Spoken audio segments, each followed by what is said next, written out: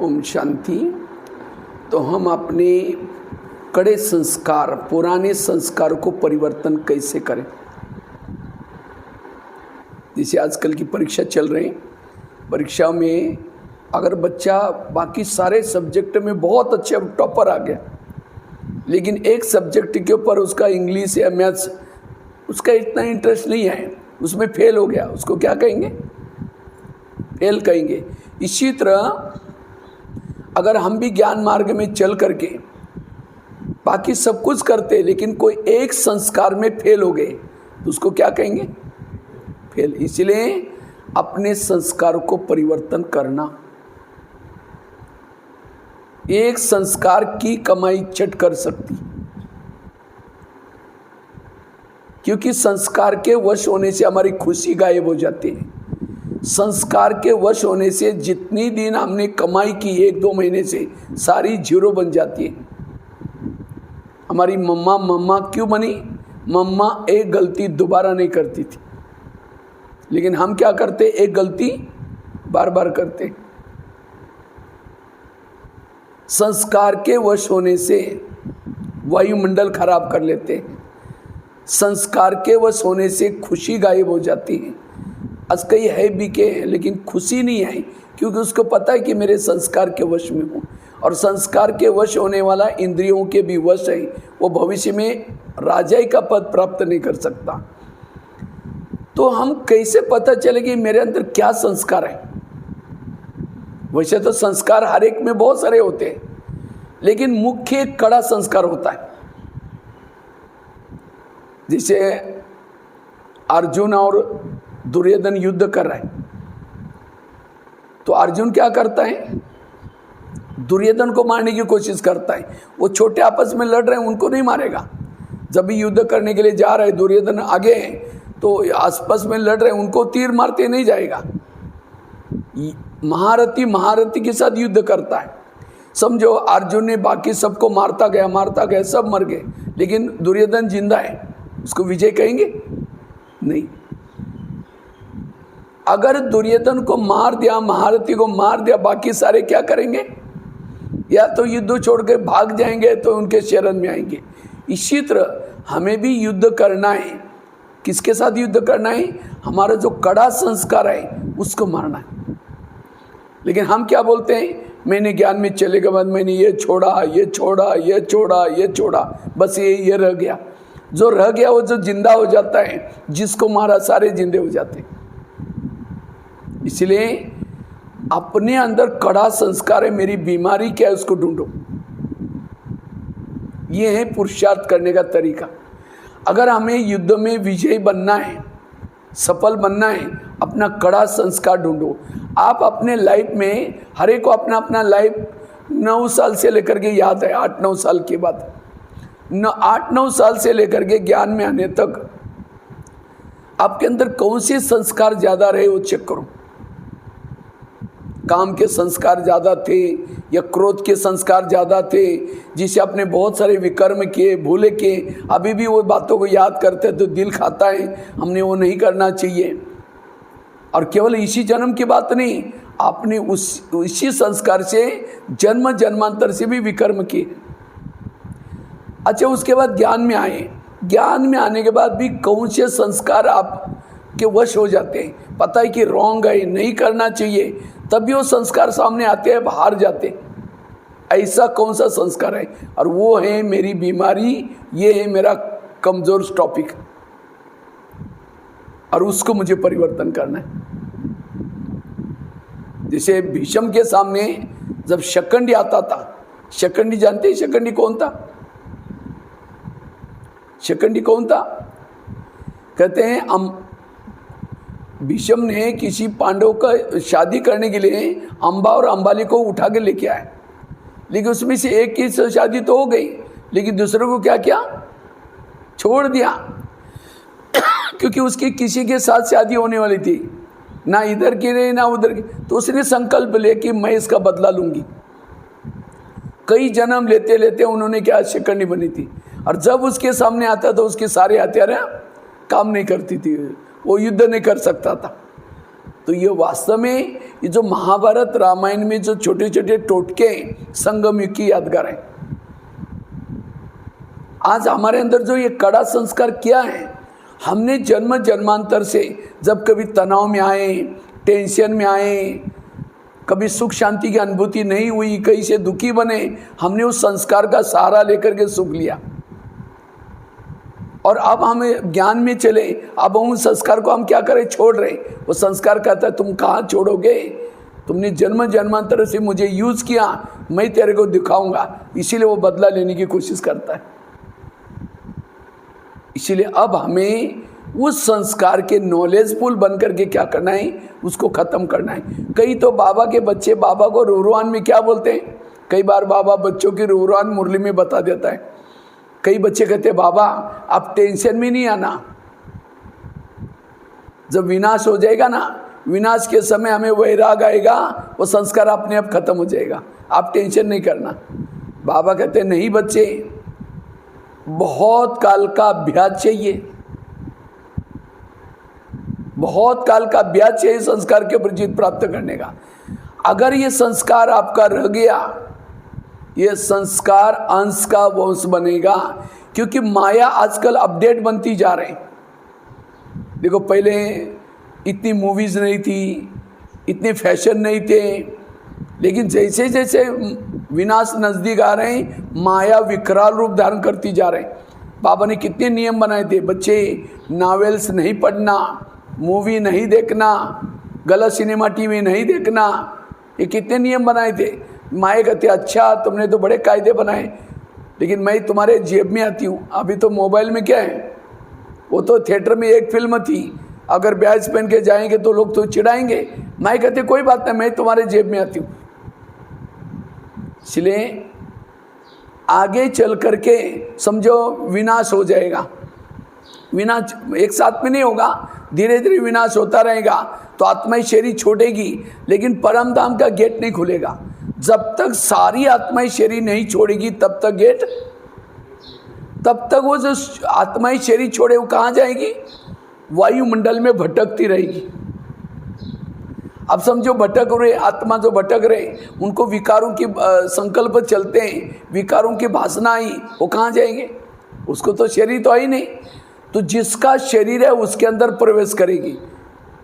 समझो किसी के अंदर काम विकार का संस्कार है, तो भटकती हुई आत्मा काम विकार वाले संस्कार की आत्मा में प्रवेश करेगी, और एक एक में 4-4, 5-5 आत्माएं प्रवेश करेगी, और फोर्स से आपसे गलतियां कराएगी। और पश्चाताप किसको होगा, वो आत्मा गलत काम करके जाएगी आपसे, लेकिन शरीर आपका है। आपको लगा मेरे संस्कार, मैंने ऐसा किया हुआ है, लेकिन वो आत्मा ही करके जाएगी। ये आगे चल कर के पार्ट बहुत चलने वाला है। इसलिए बाबा कहते बच्चे अपने संस्कार के अंश के वंश को भी खत्म करो। इसलिए तपस्या करो, साधना करो, कितना बाबा कहते हैं। इसलिए अब मुझे उस कड़े संस्कार को परिवर्तन करना है। तो उस कड़े संस्कार को हम परिवर्तन कैसे करें, उसके लिए मैं आपको 6-7 बातें सुनाता हूँ। लेकिन याद रखना, अगर उस कड़े संस्कार को परिवर्तन नहीं करेंगे तो क्या होगा। जैसे स्कूलों में बच्चों का जब रिजल्ट आता है तो बच्चे क्या करते हैं, रोते, बहुत पश्चाताप भी करते हैं। क्यों, उसको लगता है अरे मैं थोड़ा भी खेलता नहीं, थोड़ा भी तो इसके ऊपर ध्यान देता, और कितने अच्छे मार्क मिलते हैं। इसी तरह बाबा कहते हैं अंत समय दुनिया में तो लोग तो रोएंगे, क्योंकि उनको भगवान मिला नहीं, नज़दीक थे गए नहीं, और ये हमें बहनें बुलाती थी तो भी हम गए नहीं, इसीलिए पश्चाताप करेंगे। लेकिन जो बीके भाई बहन है वो भी पश्चाताप करेंगे। उनको क्या पश्चाताप होगा, अरे मैं उस संस्कार को छोड़ देता, मेरे को कितना अच्छा ऊंचा पद मिल जाता, मैंने थोड़ा सा ये कर लेता, बाबा को हमने अच्छी पहचाना नहीं। इसलिए बाबा कहते संस्कार को अभी बदलो।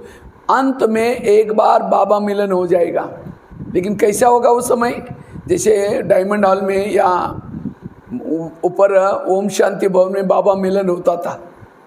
तो उस समय क्या होता था, बाबा साहब बैठते रहते थे, दादियाँ जो जोन इंचार्ज टीचर बहने सामने बैठती थी और एक एक पार्टी वाला बाबा से दृष्टि देते हुए जाता था। इसी तरह अंत में बाबा आएंगे और उस समय 2 स्क्रीन चलेगी, इधर एक स्क्रीन और दूसरा इधर एक स्क्रीन। इस स्क्रीन में क्या चलेगा, हम बीके बनकर के क्या क्या भूले किए, कौन से संस्कार से भूले किए, ये सब भूलों का स्क्रीन में चलेगा। और यहाँ क्या चलेगा, हमने ज्ञान में चलने के बाद बाबा हमको क्या बनाने वाला था, हर जन्म में क्या क्या पद देने वाला था, यहाँ चलेगा। लेकिन बाबा ये दिखाएगा ये गलतियाँ तुमने किया, किसी और ने की। क्योंकि हमने जब भी कुछ चोरी छिपके करते हैं उसके फोटो वीडियो सब बाबा के पास पहुंच जाते हैं। भले हमको लगता है हमको कोई देख नहीं रहा है, लेकिन बाबा के पास सब पहुंच जाता है। तो बाबा कहेंगे तुम्हारा है किसी और का है, वो समय सिर नीचे हो। इसलिए बाबा कहते हैं बच्चे अटेंशन से पुरुषार्थ करो, अपने संस्कार को बदलो, संस्कार का परिवर्तन करो। जैसे और एक घटना सुनाता हूं। जब पांडव बड़े हो गए, अपना कौरव पांडव का युद्ध पूरा हुआ, पांडव विजय हो गए। विजय होने के बाद सभी पांडव पहाड़ी पर गए और उस पहाड़ी का नाम क्या था, मेरू पर्वत। 5 पांडव, द्रौपदी, कुत्ता। लेकिन कहते हो पहाड़ी सीधी थी, उस पहाड़ी पर वही चढ़ सकता था जो सत्य ईमानदार है। 5 पांडव, द्रौपदी, कुत्ता जब जा रहे थे, अचानक द्रौपदी रास्ते में गिर गई, वो पहाड़ी पर चढ़ नहीं सकी। तो पांडव तो आगे जा रहे थे, अचानक भीम में पीछे मुड़कर देखा तो द्रौपदी आई नहीं। कहा कि वो तो कहाँ गई।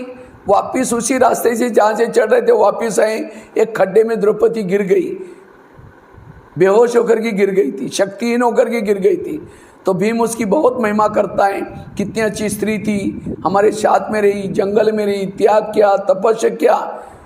भीम बहुत महिमा करता है, युधिष्ठिर सुनते रहता है। लेकिन लास्ट में युधिष्ठिर ने कहा उसने सब कुछ छोड़ा, जंगल में रही, त्याग किया, तपस्या किया, लेकिन एक बात नहीं छोड़ी। कौन सी? पांडव के साथ सबके साथ उसका प्यार था, लेकिन एक्स्ट्रा प्यार उसका अर्जुन के साथ भी था। देखो उसने सब कुछ छोड़ा, घर छोड़ा, तपस्या की, साधना की, लेकिन क्या नहीं छोड़ा, लगाव नहीं छोड़ा। और उसके कारण कहा ये गिर गई, हमारे साथ नहीं आ सकती। तो पांडवों को समय पर ऊपर जाना था, वो चले गए। जिसके साथ लगाव था वो भी चला गया, क्योंकि ऊपर इंद्रदेव इंतजार कर रहे थे। फिर द्रौपदी को याद आता है, वो रोती है, पश्चाताप करते हैं, लेकिन जो हो गया वो, ये जो महाभारत की कहानी है संगम की यादगार है। आज हमारी भी विजय होगी, विजय होने बाद हम सभी पांडवों को पहाड़ी पर जाना है। पहाड़ी मतलब माउंट आबू नहीं, कौन सी पहाड़ी? परम धाम। कैसा है? सीधा। और वहाँ इंद्रदेव बैठा है, बाबा बैठा है। हमने इतना विकारों के साथ जो युद्ध किया, वहाँ ऊपर जाने के बाद बाबा वहाँ से हमको स्वर्ग में भेजेगा, उसका स्वर्ग में जाने का प्राइज देगा। लेकिन इस पहाड़ी पर वही चढ़ सकता है जो सत्य ईमानदार है। अगर मेरा किसी से लगा हुआ है, झुका हुआ है, गिर जाएंगे। इसलिए बाबा कहते बच्चे इतना ही नहीं, आगे गया नकुल गिर गया, आगे गया सहदेव गिर गया, आगे गया भीम भी गिर गया, आगे गया अर्जुन भी गिर गया, केवल कुत्ता और युधिष्ठिर स्वर्ग में गए। वास्तव में कुत्ता मतलब कोई कुत्ता नहीं था, कुत्ता अर्थात युधिष्ठिर के अंदर ईमानदारी थी, ईमानदारी का प्रतीक है। तो हमारी भी विजय होगी। नकुल क्यों गिर गया? बुद्धि का अभिमान था। सहदेव क्यों गिर गया? सहयोग करने का अभिमान था। भीम क्यों गिर गया? गदा युद्ध का अभिमान था। अर्जुन क्यों गिर गया? तीर चलाने का अभिमान था। और केवल युद्ध, ये सारी चीज़ें इस संगम के, अगर हमें भी कोई सेंटर पर सहयोग करते हैं, कोई सेवा करते हैं, कोई चीज़ का अभिमान है, फेल।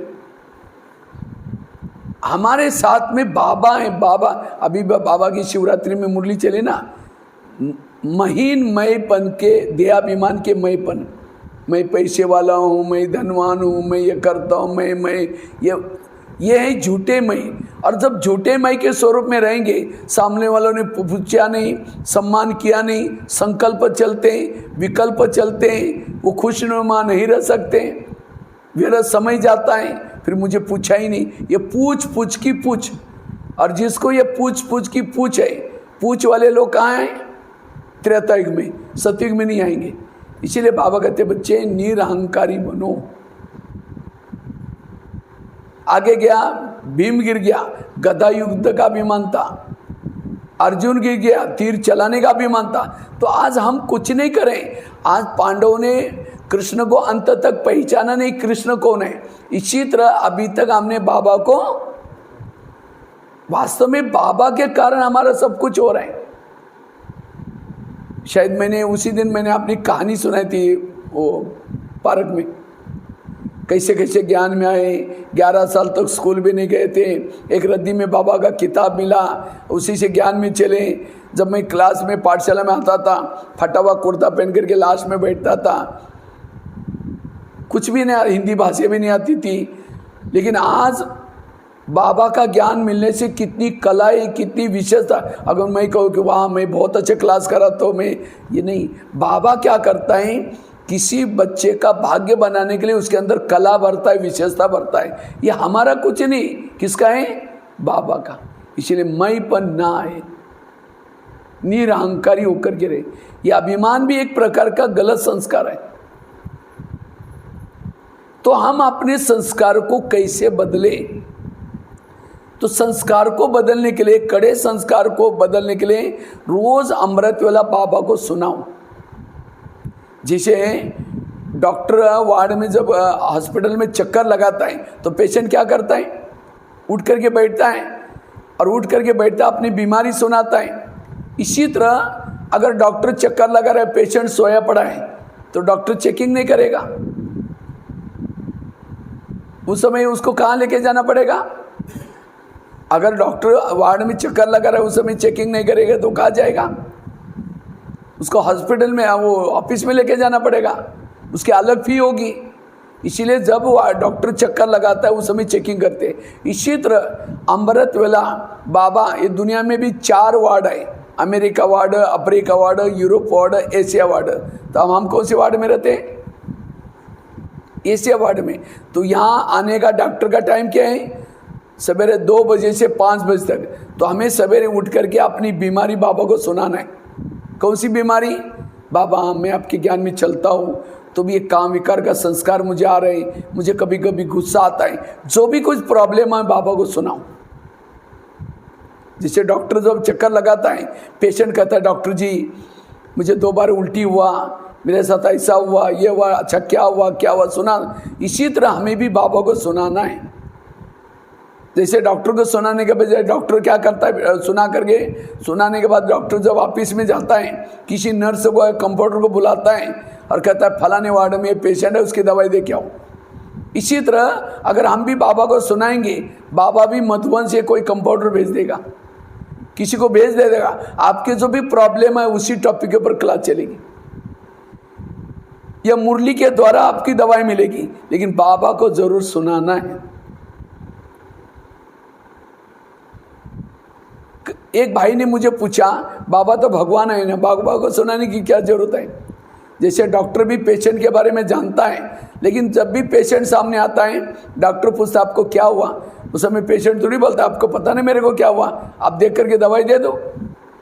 डॉक्टर जानता है सब कुछ, लेकिन तो भी डॉक्टर को सुनाना पड़ता है। इसी तरह बाबा भले भगवान है तो भी बाबा को सुनाओ। इसलिए मुरली में भी कभी आता है, बच्चे अपनी बीमारी सर्जन को सच सच सुनाओ। इसलिए बाबा को हमें सुनाना है। यह है पहली युक्ति। दूसरी युक्ति है, अगर उस संस्कार को परिवर्तन करना है, मुरलियों की स्टडी करो। जैसे अपना एक सीढ़ी में चित्र है, सभी ने देखा है सीढ़ी का चित्र। लास्ट में एक भिखारी सोया है, उसके सिराने पर गीता का शास्त्र है, उसके हाथ में क्या है? कटोरा है। और ये चित्र किसका है बोलते हैं हम? किसका समझते हैं? भारत का। भारत का नहीं, हम ब्राह्मणों का चित्र है, क्योंकि असली गीता किसके पास है? हम ब्राह्मणों के पास। लेकिन इतना सारा मुरलियों की पॉइंट्स, मुरलियाँ हमारे पास होने के बाद फिर भी हम कटोरा लेकर के, बाबा मेरा योग नहीं लगता, बाबा मेरे अंदर ये प्रॉब्लम है, बाबा मुझे ये चाहिए, मना अभी भी मांग रहे। इसका मतलब मुरलियों की स्टडी नहीं है। जैसे ये मेरे पास एक चीज़ है, ये मोबाइल है, इसको मैंने टच किया, इससे ये सोने का बन गया स्टैंड, इसको टच किया सोने का बन गया, संदल को टच किया सोने का बन गया, इस स्टैंड को टच किया सोने का बन गया। इस चीज़ ने जिसको टच करते हैं सोना बन जाता है। तो आप सोने के वस्तु को वैल्यू देंगे, इसको वैल्यू देंगे? हाँ, इसको देंगे, क्योंकि इसी से आप कितना भी सोना बना सकते हैं। इसी तरह आज मुरली सुन करके शिवानी बहन बन गई, मुरली सुन करके दादिया बन गई, मुरली सुन करके महारथी बने, तो हम किसको महत्व देना है? मुरली को। और मुझे लगता है भगवान वाच्य केवल संगम युग में ही होता है।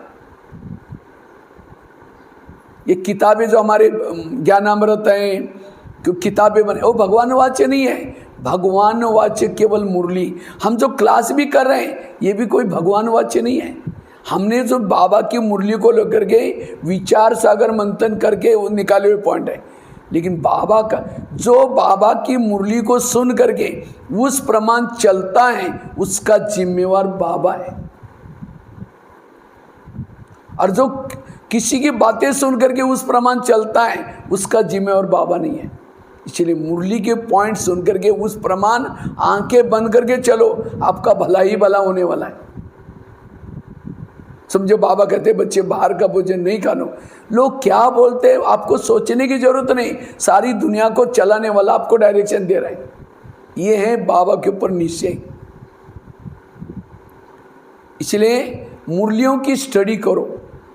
मुझे लगता है मधुबनी में मुरलियाँ मिलती हैं 69 से लेकर के 2017 तक की सारी मुरलियाँ मिलती हैं। अगर आप लोग सभी मिल करके लेके आओ मुरलियों को, और उसकी कीमत कोई ज़्यादा नहीं है, 15 रुपये 10 रुपये कीमत होती है। और उसकी मुरलियों की एक लाइब्रेरी बनाओ और हर महीने में उसको बदल के लेके जाओ। और जो आपके प्रॉब्लम है, और हर टॉपिक के ऊपर मुरली चले, काम विकार की मुरली अलग है, क्रोध की अलग है, तो आपको जो भी प्रॉब्लम है उसी टॉपिक को खोलो, उसको पढ़ो, आपकी बीमारी ठीक हो जाएगी। जैसे डिस्पेंसरी में जाते हैं, फार्मेसी में जाते हैं, दवाई कौन सी मांगते हैं? कहते हैं आपके पास जितनी टैबलेट है एक एक दे दो मुझे, और वो लेकर के खा लो, तो क्या हो जाएगा? हाँ, उल्टी प्रॉब्लम आ जाएगा। इसी तरह मुरली भी एक डिस्पेंसरी है, काम की, क्रोध की, लोभ की, सारी बीमारी की टैबलेट है। तो हमें भी मुरली सुनते समय वही पॉइंट कैच करना है जो मेरी बीमारी है। इसीलिए मुरली सुनने से पहले आधे घंटे का योग जरूरी होता है। जो बिना योग करके सीधा मुरली सुनता है उसको पता ही नहीं चलता कि मेरी टैबलेट कौन सी है, क्योंकि एकाग्रता नहीं होती।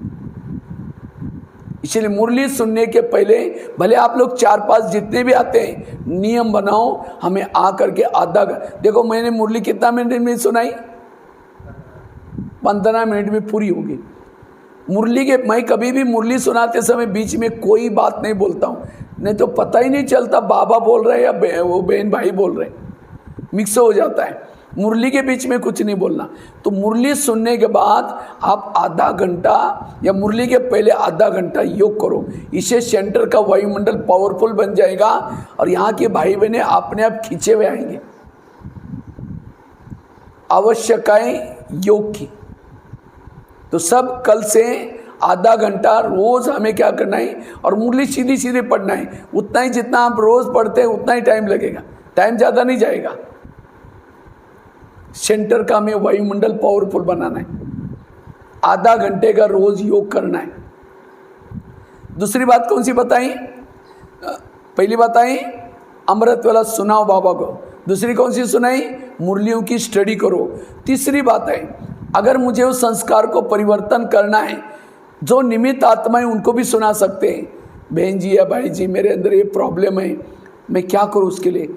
अब कई को क्या लगता है, अगर किसी बहनों को सुनाएंगे तो बहनें हमें उस भावना से देखना शुरू करेंगी, इसलिए छिपाएंगे। याद रखना, अगर स्थूल भी कोई बीमारी होती है तो हम क्या करते हैं? छिपाते। सबको कहेंगे मुझे फोड़ा हो गया, कोई कहेगा पट्टी बांधो, कोई कहेगा पत्ता बांधो, कोई कहेगा सरसों का तेल। और भारत में जितने लोग उतने डॉक्टर हैं, किसी का एक। तो जब ये स्थूल बीमारी नहीं छिपाते तो हमें आत्मा की बीमारी क्यों छिपाना है? अगर अपना नाम बताने की शर्म आती है तो कहो कि बहन जी किसी ने मुझे इस विकार के बारे में पूछा था, मुझे जवाब देने नहीं आया, मैं क्या कहूँ? है आपका, लेकिन आपको सुनाने की शर्म आती है। किसी का दूसरे का नाम लो, अर्थात उस संस्कार के लिए पॉइंट इकट्ठे करो, तब आप विजयी बनेंगे। यह है तीसरी युक्ति। चौथी युक्ति है, अगर उस संस्कार को परिवर्तन करना है, उसके लिए उस संस्कार का भोजन नहीं दो। समझो कोई बुजुर्ग व्यक्ति है, चल नहीं सकता लेकिन बड़ा क्रोधी है। अगर ऐसे बुजुर्ग व्यक्ति को रबड़ी खिलाओ, मलाई खिलाओ, माल पानी खिलाओ, और ताकत आएगी और पिटाई करेगा।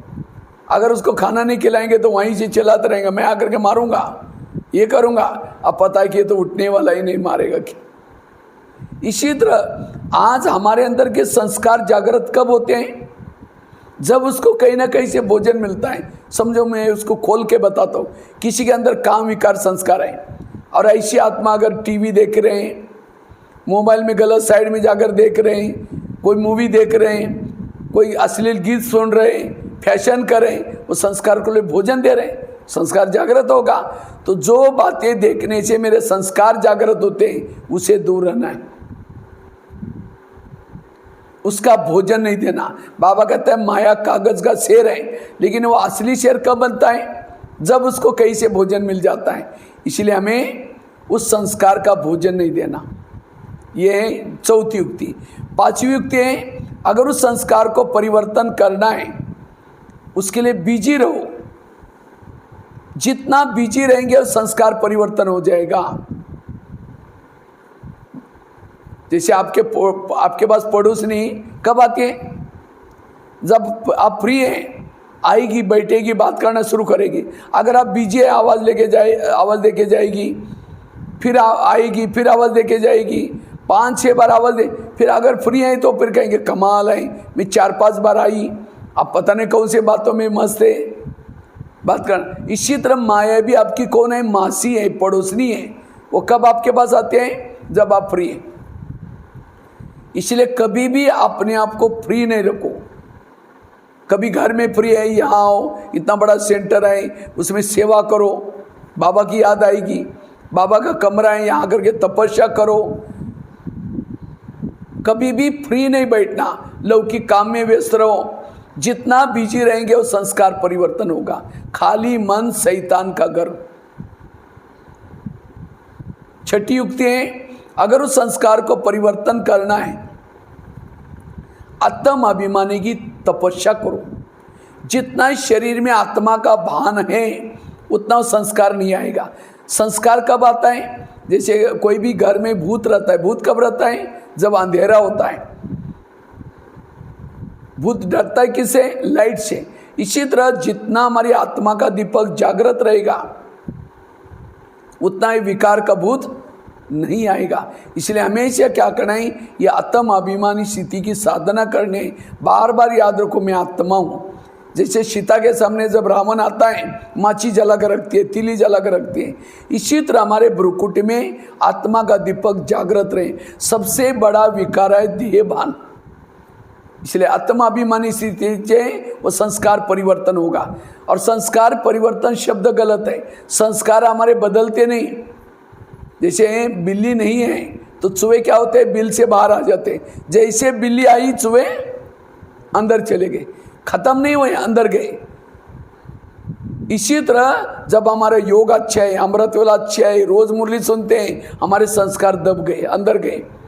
जैसा थोड़ा अमृत वेला मिस किया, कुछ पुरुषार्थ ढीला हो गया संस्कार, तो संस्कार मर्ज और इमर्ज। इसलिए बाबा ने इस विद्यालय को छुट्टी नहीं दिया। क्यों? क्योंकि अंत तक ये हमें पढ़ना है, रोज श्रीमत प्रमाण चलना है, रोज पुरुषार्थ करना है, ताकि संस्कार दब जाए और दबे दबे दबे हमारे परिवर्तन हो जाए। इसलिए स्थिति अच्छी बनाकर रखनी है। संस्कार मर्ज रखना, इमर्ज होने नहीं देना। थोड़ी अमृत वाला मिस की, आज तो बहुत थक गए, थोड़ा अमृत वाला सो जाते हैं, थोड़ा सा मुरली के लिए कोई बात नहीं, थोड़ा आनाकानी किया संस्कार आ जाएगा वापस, इसलिए से बचना है। कितनी पहली युक्ति कौन सी बताई? अमृत वाला बाबा को सुनाओ। दूसरी कौन सी बताई? मुरलियों की स्टडी करो। तीसरी कौन सी बताई? निमित्त आत्मा को सुनाओ। चौथी कौन सी सुनाई? संस्कार का भोजन नहीं दो। पांचवी बताई बिजी रहो। छठी बताई आत्म अभिमानी की स्थिति की तपस्या। सातवीं है बाबा ने जो नियम मर्यादा दिया है उसके पर भीषम प्रतिज्ञा लेकर चलो, क्योंकि संस्कार तब आता है जब हम नियम मर्यादा का उल्लंघन करते हैं। बाबा कहते हैं माया मेरी बेटी है और तो मेरे कौन हो? बच्चे हो। तो माया और आपका रिश्ता क्या हो गया? भाई और बहन का।